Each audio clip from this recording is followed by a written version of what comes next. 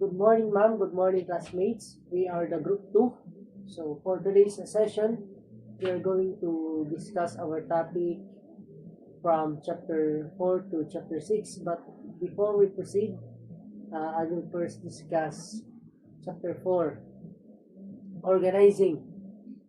So, from the word organizing, it means kung ito yung pag-uorganisa ng mga materials and then the workers. So, after planning, you need to, or the resources must be arranged properly. So, ano example, nakaplano na ang sunod doon, kailangan yung mga resources naka-organize properly para mas smooth ang trabaho ngan matapos dayon nga diri gud ka mag-waste time, di ka masyado mag-waste materials or di ka mag-waste trabahador.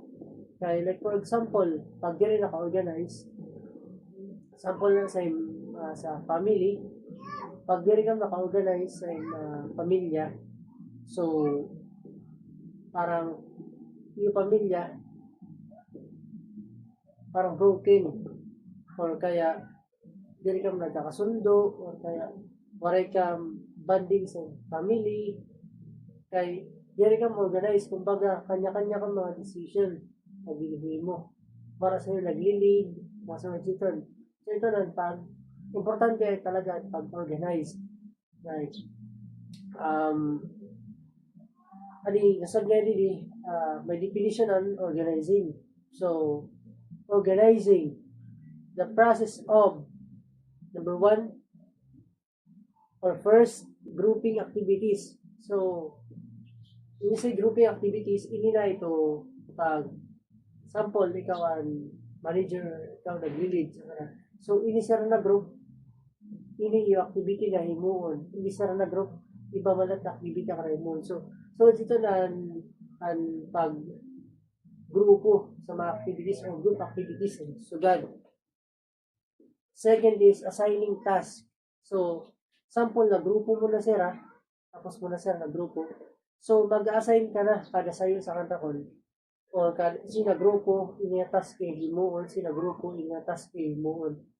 So, assigning comes from the word assigning task. So, the third one is delegating authority. So, ini ito, paghatag mo authority or permission sinatabo na mag-lead sina grupo. Or, ano na sa word na authority? O pag, for example, like, sino na grupo, siyaan mapagkatibalan or siyaan authorized na nag-lead sina grupo, mamalating gidi sina grupo. So, delegating mo, nag-assign ka tabo para sa ito na grupo na gintagan mo permission na mag-lead sito. The last is coordinating resources. Kumbaga, iniso ng mga coordinating resources, monitor nito mga materials, mga ang kwarta, ang tabo. So, kailangan, kumbaga, nakahanda na ito. Kumbaga, nagpaka-organize na ito para ang trabaho, dulo-diretso bago pa kanina, para dulo-diretso ang trabaho, maray delay. So, kailangan din i-consider ng mga or yung mga process sa organizing. So, kailangan din sundon para mas efficient, para ma-meet na niya yung goals na taruyag para sa ito na project or sa iyo ginbubugos na kung nano pa man. So, organizing versus staffing. So, balik mo na sa organizing. So, organizing determines jobs to be done. So, organizing ka na nag-determine siya sa mga job na mahimo or matitima ang dapat matimay niya, trabaho na dapat matimatay na, kumbaga focus niya sa pag-determine sa mga jobs na kailangan mahuman. Second is assigning responsibilities. Assign responsibilities. So, ada-ada na ito, saan ko pa kanina, pag-assign sa yung mga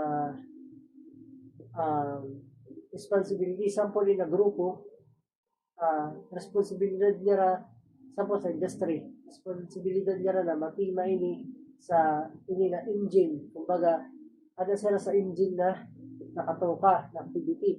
Ini man na buka na grupo, sample sa pansara sa mga pairings. So, yun na sila na-assign para matima ito na activity. So, may kanya-kanya. So, number 3, or the last one is create structure. So, mauna nito, ang organizing natin is naghimo sila plano. Naghimo sila plano. Ito dito, para sa organizational chart, kumbaga, ito dito ang flow sa trabaho. So, may ito sugad na structure or ito na create structure. So, mali naman sa staffing. Staffing man finds the right people. So, ang staffing para focus siya sa mga tao. Sample, sila kumpanya naglargan manager or kaya natanggalan manager sila section sa company. So, anin mo sa staffing, maghanap sila tao pang-replace sa kara manager. Manager gihapon na pang-replace sa kara manager na natanggal or linargas ito na trabaho. So, sa dito na staffing. So, finds the right group of people. So, sample sa construction, sa garanta kung engineer and natanggal or nawara sa itong gila na construction, natural na engineer ta hanapon pang replace ito. Hindi ka pwede maghanap na sample bugado or nursing or kung ano pang man din na kuhan. Kaya, ang bago pa nga finds the right people. So, kung narito na trabaho, kailangan ni mahanapon na tao na naakma sa field na kanya susudlan sa marathon. Number 2, the second is trains and develops employees. So, mga rin, may yung diba, mga sample sa iba na mga trabaho or sa iba na mga nag-hire, mayon sila mga training. Mayon sila mga training sa mga employees nila para ma-develop or may gawas man mga skills na kailangan para sa ito na trabaho. So, ba ito na may mayon mga training na susugad para ma-develop ito na para ma-develop. So, the last one is field structure. So, inisiraan na kumbaga pagpupuno ng struktura. O kaya, sample, pagbubutang din ng tao sa tama na posisyon. So, may ito na trace dun sa nila. Field structure o pagpupuna o pagpupuno ng struktura sa na organization. So, that's all.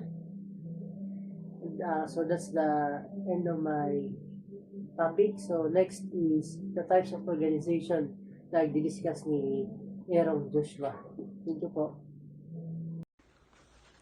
Types of organization. So we have 3 types of organization. First, line organization. Characteristics. First, oldest and simplest form. Second, direct vertical authority. And third, clear chain of command. So we have advantages and disadvantages. So advantages, fast decision making. So fast decision making kay sa man la tagapangasiwa, so no need na damo pa na approval kaya malaksi ang trabaho. Second, clear responsibility. So kada sayo na trabador may da kanya-kanya na posisyon para maiwasan ang pagkalista sa trabaho. So di naman sa disadvantages. Managers may be overworked. Di ba daman kabot sa sayo na manager ng mga hirimon. So, pwede mapiktuan ang kanya decision or mga plano. Second, lack of specialist. And third, difficult to replace leaders. So, pag naliwanan ang sayo na manager, so makuri makahanap dayon sin igliliwan kay syempre, iba-iba ka mga strategy kung magliwang kit bago na manager. So, back to zero. And second, organization. Line and staff organization. Structure line managers plus staff specialists, line function, directly involved in production or marketing. Staff function, advisory and supportive. So, we had advantages and disadvantages. So, advantages. Specialization. So, ang kada sayo sa trabahador may nakasign na trabaho. Example nala sa shop, ikaw maano ka mag-overhauling, so dito ka. Asay man maaram mag-electrical wires, so dito para mas mapadalian sa na trabaho. Second, flexibility. Dapat liwat sa na trabaho, may maaram sa tanan. Example na may wakay example na wakay makina. Tapos absent an para upay sa makina an adalize an pan-electrical. So diri mo upay ito na sa inawakay kay wara man didaan maaram sa tanan. So need talaga may da trabador na maaram sa tanan na bagay. So sa disadvantages man, possible authority conflict, over dependence on staff.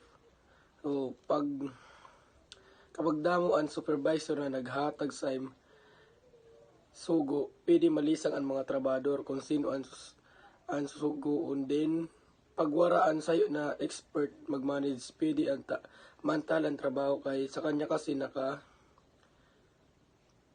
nakaasa kung nano ang proseso o dapat nano himuon. So number 3, matrix organization combines functional and project structures. Second, project managers work with functional department. Advantages: flexible, suitable for complex projects, and last, encourage teamwork. Disadvantage: conflict of authority. Second, dual reporting. So, next, principles of organization. We have 15 principles of organization. First, consideration of objectives. Second, division of work, specialization. And third, delegation of authority. Number 4, parity of authorization and responsibility. Number 5, span of control. 6, unity of command. 7, short chain of command. 8, coordination. And 9, efficiency. 10, separation of line and staff function. Number 11, policies, producers, or procedures and rules. Number 12, proper job grouping. 13, flexibility.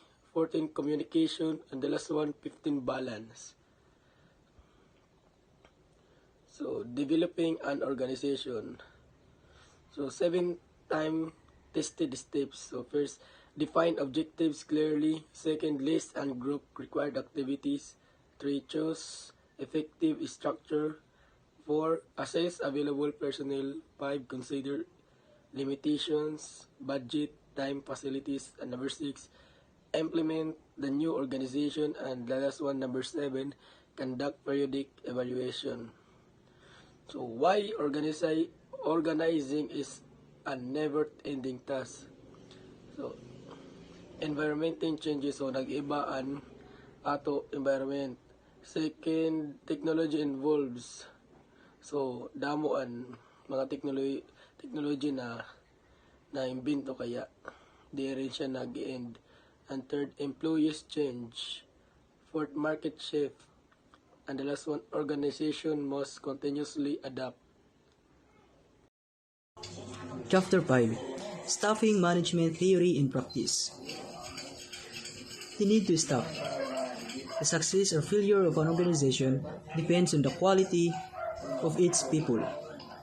Then, hiring incapable employees leads to poor performance. Managers must ensure the right people in the right position and the right time. This is the definition of staffing. The task of filling positions in the organization with the most qualified people available. 2 reasons why staffing is separate from organizing. 1. It has own body of knowledge and experience. It is the manager's responsibility, not just the personal departments. Then, the staffing process. 1. Human resource forecasting. 2. Job description preparation. 3. Recruitment. 4. Selection. And 5. Orientation. Human resource forecasting. How many employees are needed? Currently workforce available. Gaps to be qualified. Gaps to filled.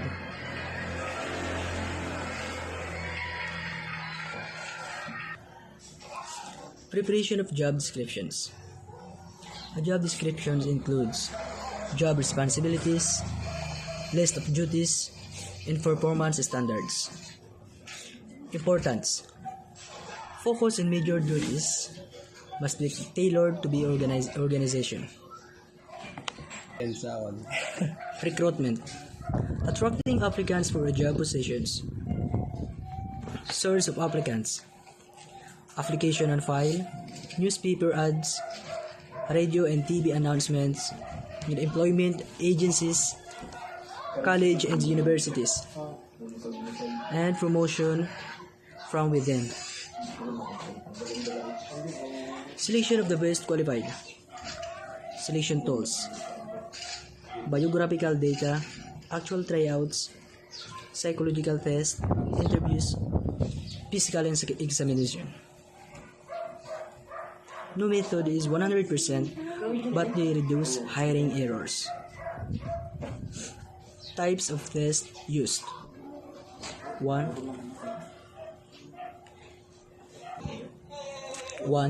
Intelligence tests, aptitude test, trade test, personality test. Example. Sentence completion, test thematic, a perception test, or TAT. Let's proceed to the next topic. Validity and reliability. Validity measures what is supposed to measure. Validity. Reliability gives consistent results over time. Test must be fair and unbiased. The interview. This is the most important to be interviewed. Most important part of selection helps evaluate communication skills, attitudes, intelligence, goals and values, and orientations. Introducing new employees to organization includes company objects, policies and rules, benefits, introduction to co-workers. Purpose: reduce anxiety, improve adjustment, prevent early resignation. Thank you. Preparation of job descriptions. A job description is a written explanation of what a worker is supposed to do in a company. A job description apin na didi kung nano ang responsibilities and person, their daily duties, and of course the standard for good performance. Importante adina na mention na 3 because it clearly tells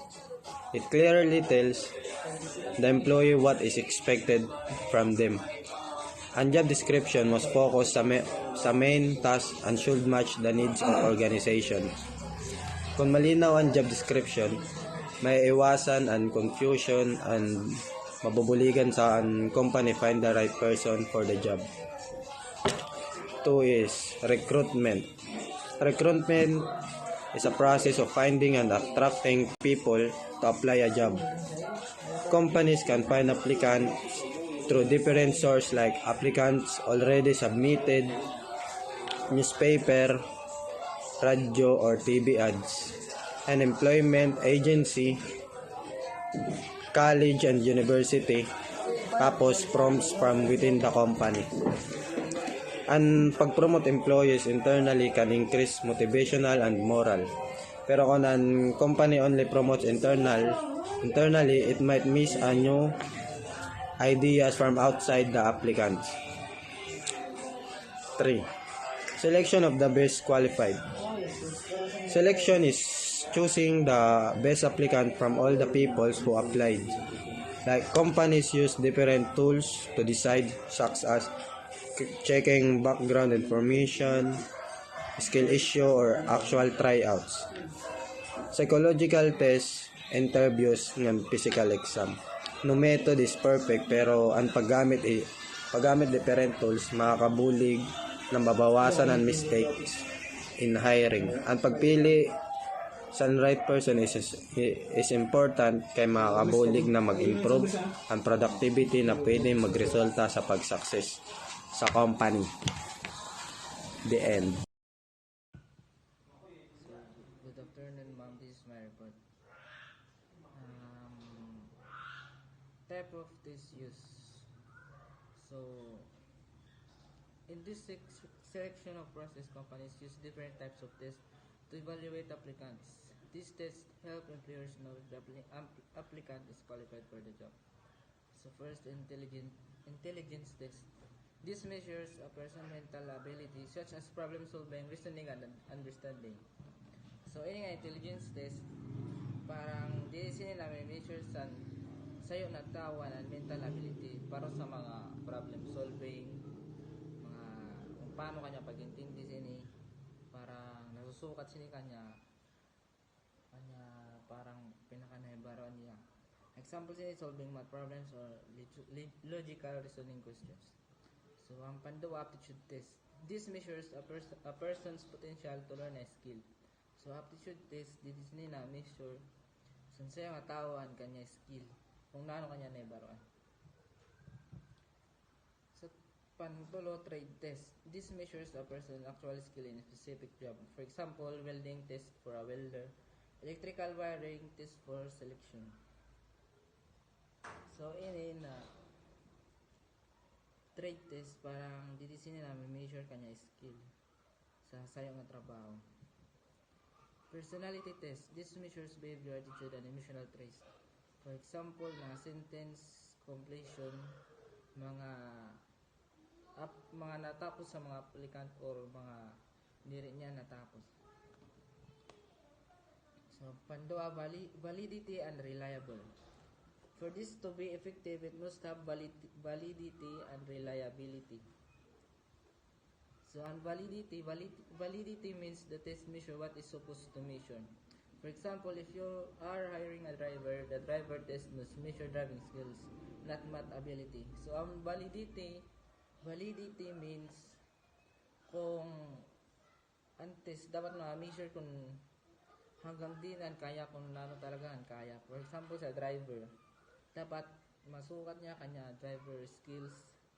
Diri mga nano pa din na iba dapat ka ng driver skills sila. Reliability means this: the test gives consistent results over time. For example, if a person takes a same test twice under the same conditions. Reliability means this consists for over time. For example, if a person takes the same test twice under the same conditions, the results should be almost the same. The interview is the most important part of the selection process. It helps evaluate communication skills, attitude, intelligence, goals, and values. So, an example sini, an applicant may have the high test scores, but during the interview, the manager can observe confidence, behavior, and professionalism. So, in interview, parang dito na sukat sa tawaan kanya skill, personal, tas unanan kanya mga kakayahan. Para sa kanya communication skills, kanya attitude, intelligence, tapos kung nano kanya goals.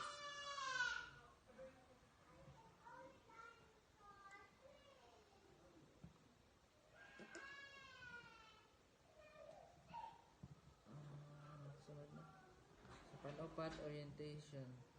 Orientation is the process of introducing new employees to the organization.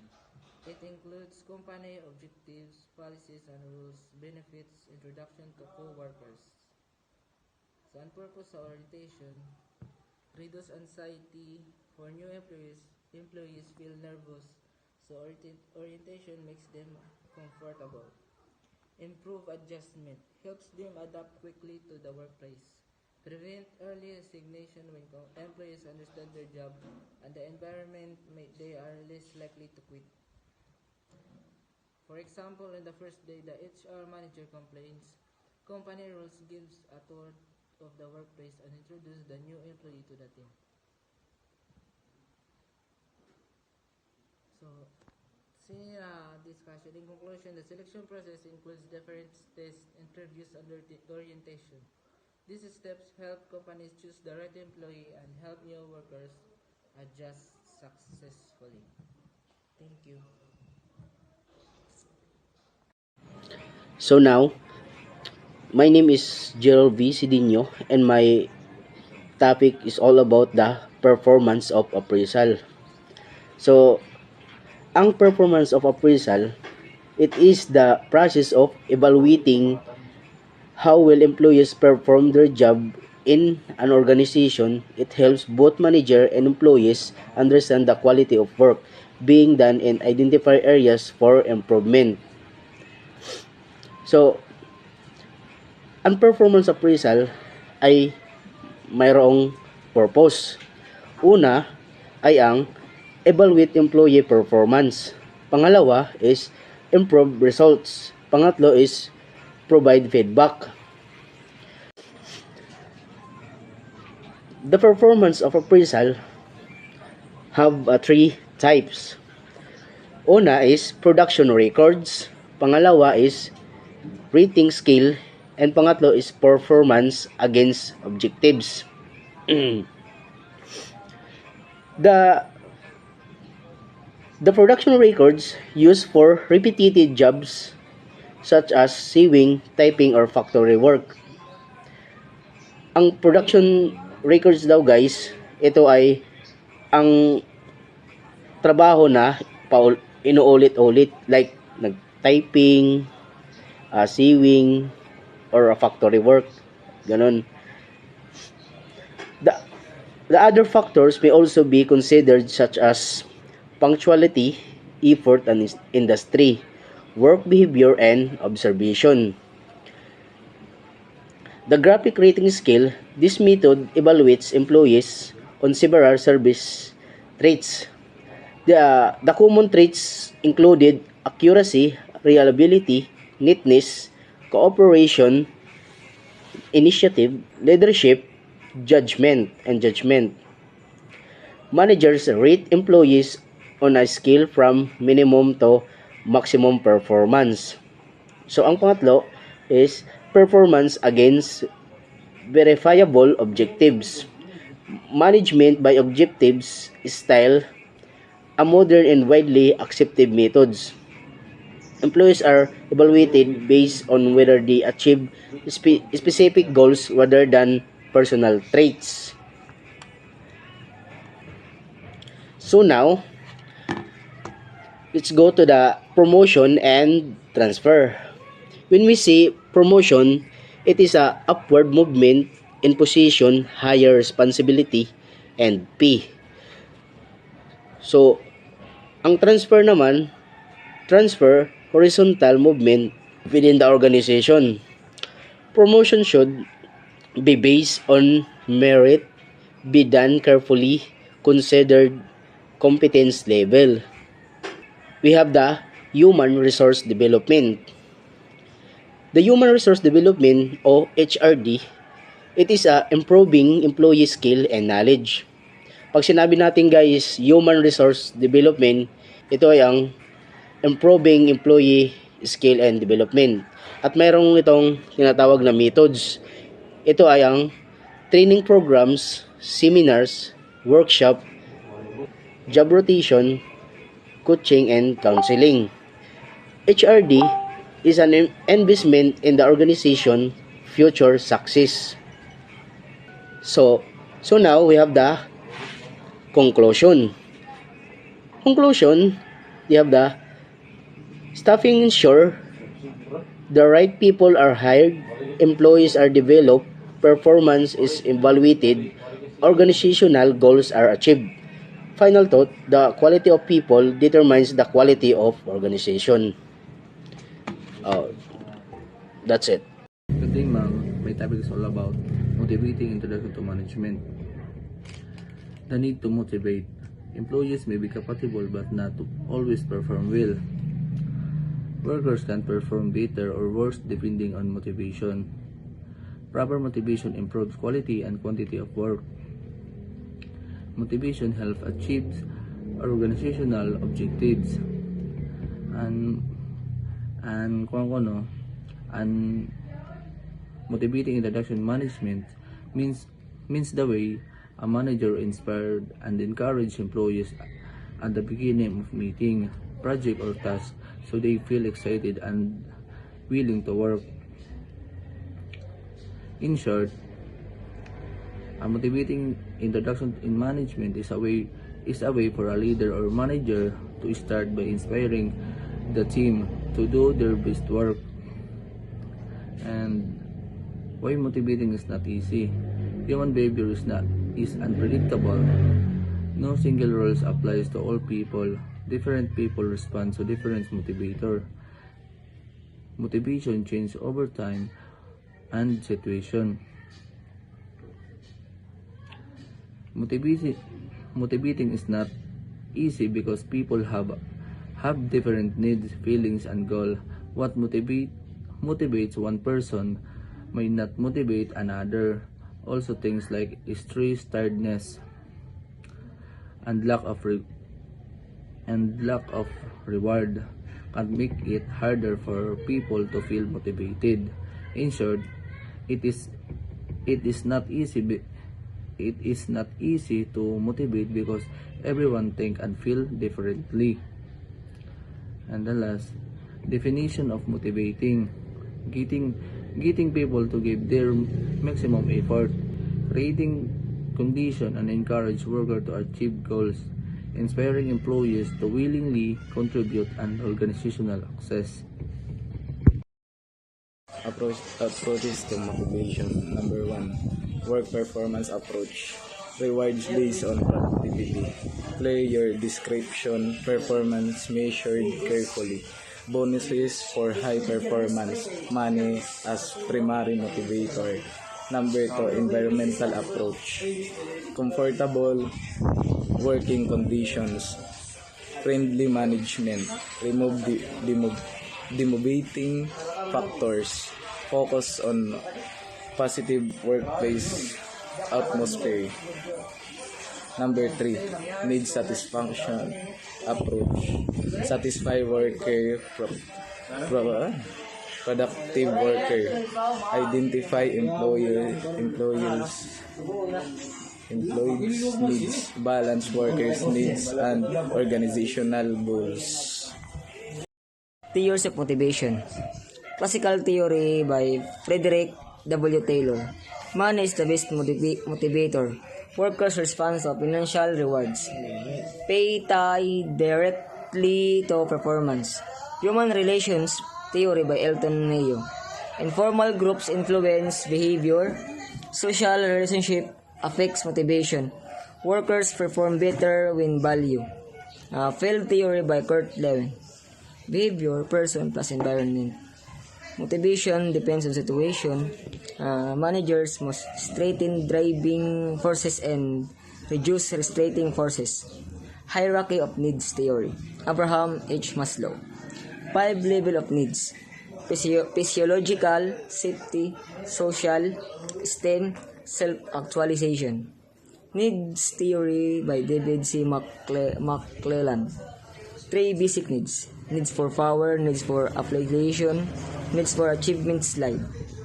To factor theory, Frederick Hertzberg. Two types of factors: hygiene factors, salary, working condition; motivator, achievements, recognition, growth. Theories of motivation. Theory X and Theory Y. Douglas MacGregor Theory X. Theory X assumes employees are naturally unmotivated and dislike work. Consequently, they require constant supervision, direction, and a system of reward and punishments to be productive.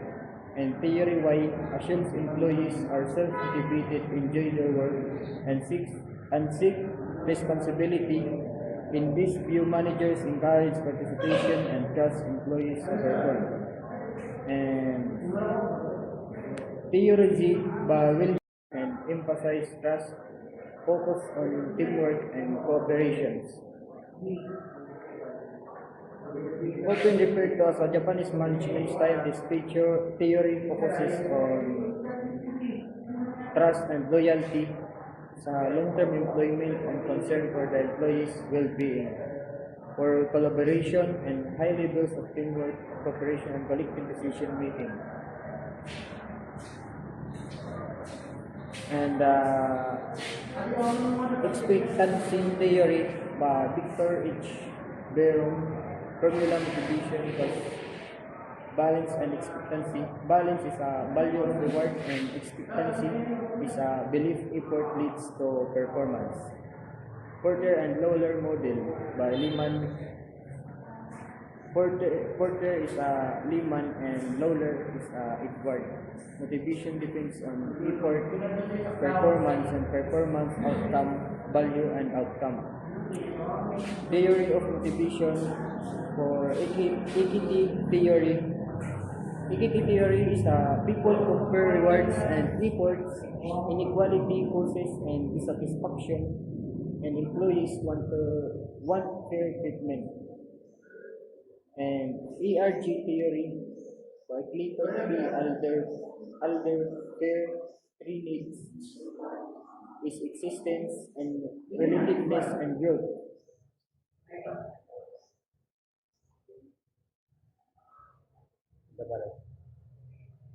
Existence is basic material requirements like food, water, safety, and relativeness, maintaining significant interpersonal relationship. And growth is an intrinsic desire for personal development and self-fulfillment. And for